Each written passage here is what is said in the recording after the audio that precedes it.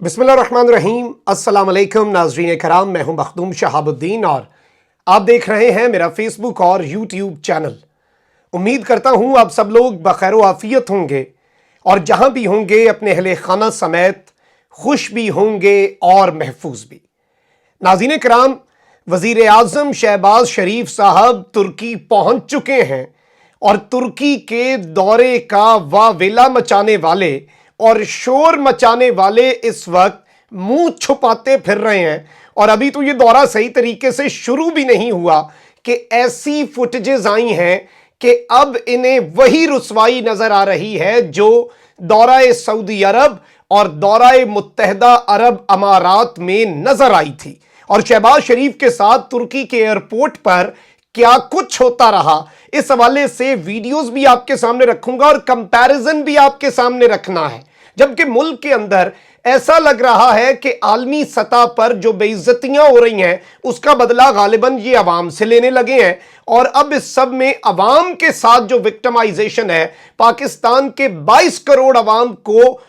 Piece के रख देने के लिए इनके इकदामात काफी हैं। जबकि कौमी असम्बली में एक बड़ी वारदात डली है और इस वारदात पर अब पाकिस्तान तहरीक इंसाफ का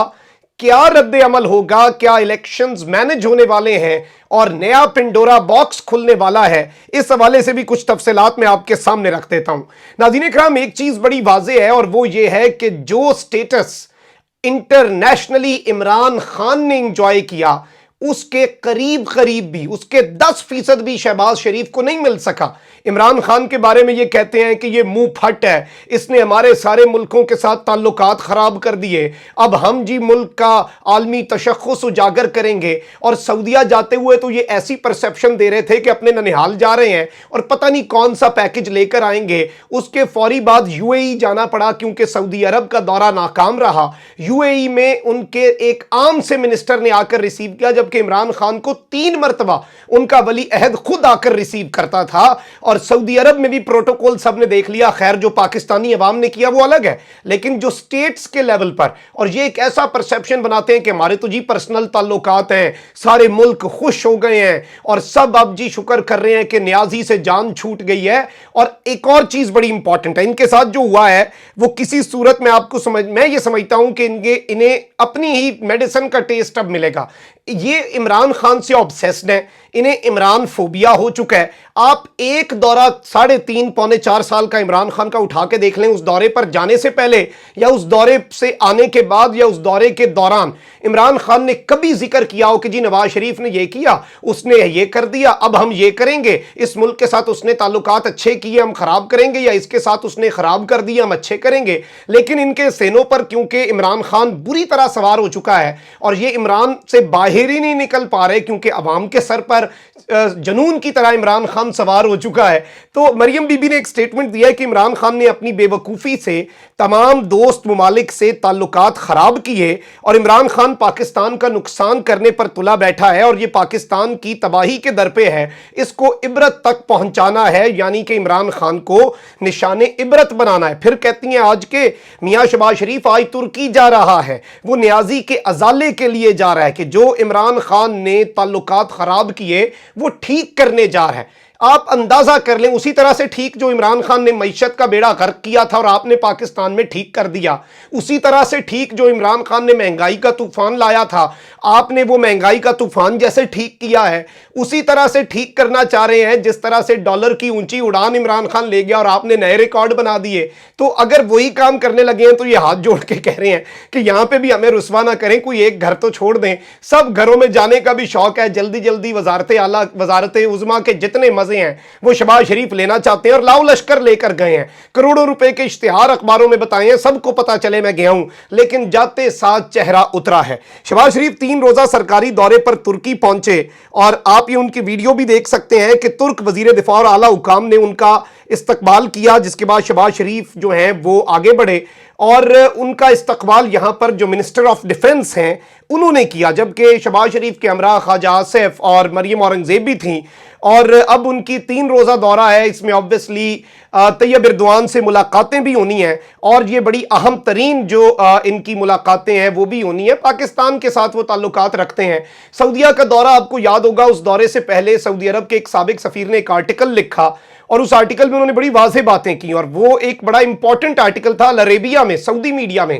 اور انہوں نے کہا کہ سعودی عرب پاکستان کی عوام کی عزت کرتا ہے، جب پاکستان میں اگر ڈکٹیٹر بھی آ جائے اور پوری دنیا اسے تسلیم نہ کرے، ہم اسے پروٹوکول دیتے رہے ہیں کیونکہ ہم پاکستان کے ساتھ اچھے تعلقات رکھتے ہیں۔ یعنی انڈائریکٹلی وہ کہہ رہے تھے کہ انہوں نے بھی پروٹوکول دینا ساری ذمہ داری ہے، اور ہم دیں گے کیونکہ ہم آپ سے محبت کرتے ہیں، کوئی پاکستان کے اندر ان سے بد ظن نہ ہو جائے۔ اور تمام تر ممالک جو پاکستان کے ساتھ کلوز ٹائز رکھتے ہیں وہ اس وقت بڑے کنسرنڈ ہیں کہ ایک ایسی حکومت جس کے پاس مینڈیٹ نہیں ہے، ایک ایسی حکومت جو کہ کمزور ترین حکومت ہے، ایک ایسی حکومت جس پر فورن کانسپریسی کا الزام ہے، اور طیب ایردوان تو آپ کو ویسے ہی پتہ ہے کہ امریکہ کے ساتھ ان کا کیا حساب کتاب ہے، اور وہ آنکھیں دکھاتے ہیں، اور وہ بندہ واحد بندہ ہے جو قومی غیرت، قومی اہمیت کے اوپر کوئی کمپرومائز نہیں کرتا، وہ غیرت کا سبق جو ہے اس کا پرچار کرتا ہے۔ جبکہ پاکستان میں انہوں نے کیا کیا ہے، میں رانا ثناءاللہ پر بھی آتا ہوں، اور قومی اسمبلی میں جو واردات ڈلی ہے اس پر بھی آتے ہیں، اور عمران خان کے پروٹوکول کا بھی واضح میں پیچھے تصویریں چلوا رہا ہوں، آپ دیکھ سکتے ہیں۔ اس وقت میں آپ کو یہ بتا دوں کہ صورتحال یہ ہے کہ انہوں نے گھی 208 روپے فی کلو،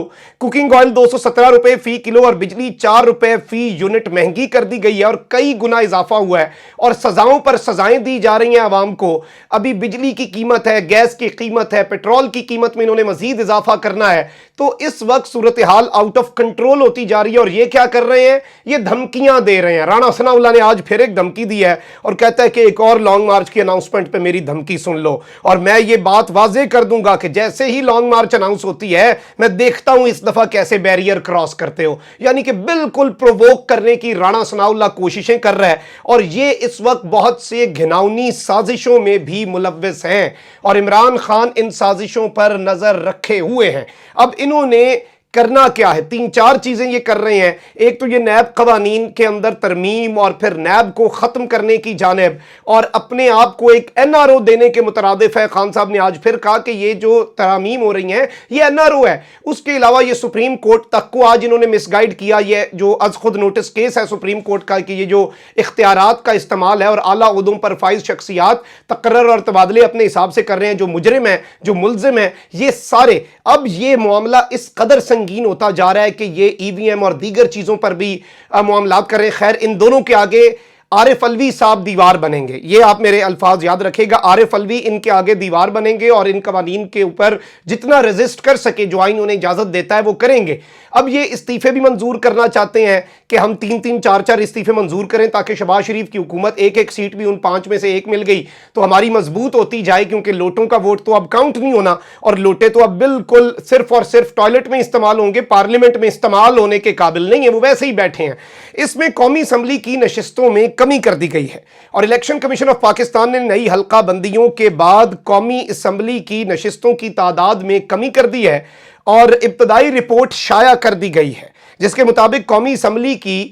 6 نشستیں اوور آل کم کر دی گئی ہیں، اور رپورٹ کے مطابق فاٹا کی 6 نشستوں میں کمی کے بعد قومی اسمبلی کے تمام حلقوں کی تعداد 272 سے کم ہو کر 266 ہو گئی ہے۔ الیکشن کمیشن کا کہنا ہے کہ ابتدائی حلقہ بندیوں پر متعلقہ حلقے کا ووٹر 30 جون تک اعتراض دائر کر سکتا ہے، جس کے بعد الیکشن کمیشن 1 جولائی سے 30 جولائی تک اعتراضات پر فیصلے کرے گا۔ اور اس میں آپ کو یہ بھی بتا دوں کہ اب صورتحال یہ ہے کہ خیبر پختونخوا کی اوور آل جو نشستیں ہیں وہ کم ہوئی ہیں، سندھ کی ایک نشست بڑی ہے، اور پنجاب کی نشستوں کو برقرار رکھا گیا ہے۔ اب یہ ایک بڑی ڈیولپمنٹ کے طور پر چیز سامنے آ رہی ہے، اور ظاہری بات ہے ان حلقہ بندیوں کے اوپر پی ٹی آئی کا موقف کیا ہوگا۔ فاٹا کی پہلے 12 تھیں، پھر اب وہ کم کی گئی ہیں، اب جو انضمام تھا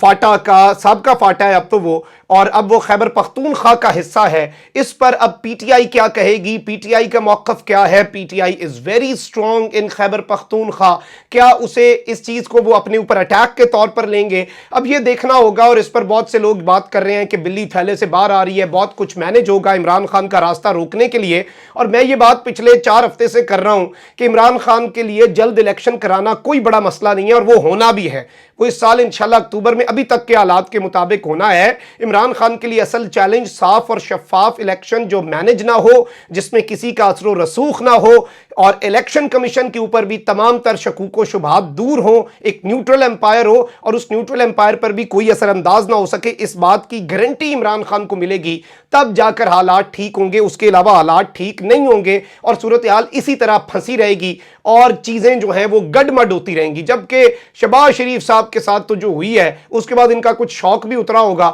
اور اخباروں میں اشتہار دینے سے, کروڑوں روپیہ غریب کا لگانے سے, آپ تو کہتے تھے خیر زہر کھانے کے پیسے نہیں چھوڑ گیا, کروڑوں کے اشتہار آپ نے دے دیے. عزت نہیں ملتی. عزت ملتی ہے, عزت اسی کی ہوتی ہے جو غیرت مند ہوتا ہے, اور عمران خان کو وہ ملی اور سب نے دیکھا بھی. کامنٹ سیکشن میں رائے کا اظہار ضرور کریں. اپنا بہت خیال رکھیں. اللہ نگہبان. پاکستان زندہ باد.